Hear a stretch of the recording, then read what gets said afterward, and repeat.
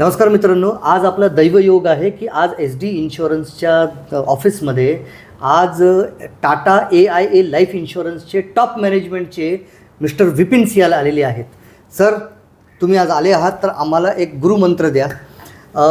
25-26 वर्षाचे जे मुलं आहेत जे नुकतेच बिझनेसमध्ये पदार्पण करत आहेत, मी सॅलरीड क्लास नाही म्हणतो, मी बिझनेस क्लास म्हणतोय, त्यांच्यासाठी तुम्ही काय ॲडवाईस द्याल आणि काही असे ट्रिकी गोष्टी आहेत जे त्यांनी केले पाहिजे? तर त्यांच्यासाठी जर का आपण बिझनेस इन्शुरन्सच्या बाबतीतनं बोलायचं झालं तर त्या बिझनेस इन्शुरन्स कॅटेगरीमधनं एक कन्सेप्ट आहे जी फार कमी लोकांना माहिती आहे. त्या कन्सेप्टवर आपण आज बोलू. ते कन्सेप्ट आहे MWPA.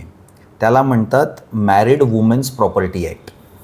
ही जी कन्सेप्ट आहे याला जर का मराठीमध्ये बोलायचं झालं तर याला आपण स्त्रीधन म्हणतो.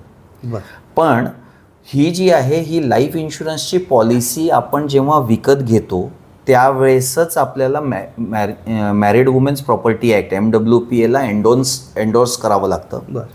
हे एन्डोर्समेंटचा फायदा हा आहे की जेणेकरून पुढे चालून भविष्यामध्ये काहीही असं आपल्या बिझनेसमध्ये चढ उतार आलेत आणि ज्यावेळेस असं काही झालं की आपल्यावर कुणाच्या काही डिमांड झाल्यात, पर्टिक्युलरली गव्हर्नमेंटच्या डिमांड झाल्यात किंवा काही आलं, कर्जबाजारीपणा झाला, तर त्या कंडिशनमध्ये तुमची ही जी पॉलिसी असेल लाईफ इन्शुरन्सची ज्याच्यावर आपण MWPA एन्डोर्स केलेला आहे त्याला अक्षरशः सुप्रीम कोर्टाच्या ऑर्डरनी पण तुम्ही त्या पॉलिसीला तुमच्या त्या लोनच्या अगेन्स्ट अटॅचमेंट लावू नाही शकत.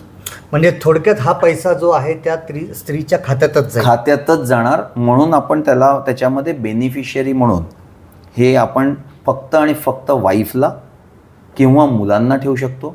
सिंगल मदर आहे तर ती MWPAचा फायदा असा घेऊ शकते की ती फक्त आपल्या मुलांना बेनिफिशियरी म्हणून तिथे ठेवू शकते. थँक्यू सर, फार मोलाचा सल्ला दिलेला आहे. तर माझे जे मित्र 25-26 वर्षाच्या बिझनेसमध्ये पदार्पण करत असतील तर त्यांनी अवश्य पॉलिसी घ्या, पण ती घेताना MWPA ॲक्ट तहत घ्या. जय हिंद, नमस्कार.